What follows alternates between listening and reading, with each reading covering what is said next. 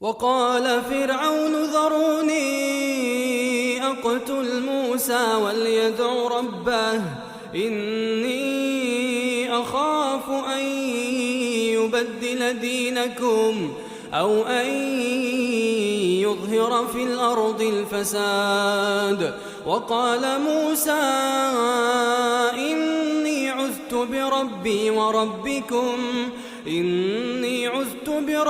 وربكم من كل متكبر لا يؤمن بيوم الحساب.